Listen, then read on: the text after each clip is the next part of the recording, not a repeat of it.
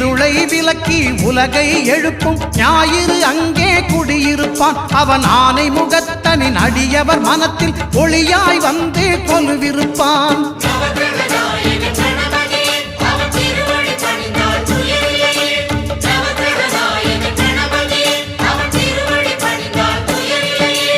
ஒன்பது கோளும் ஒன்றாய் காண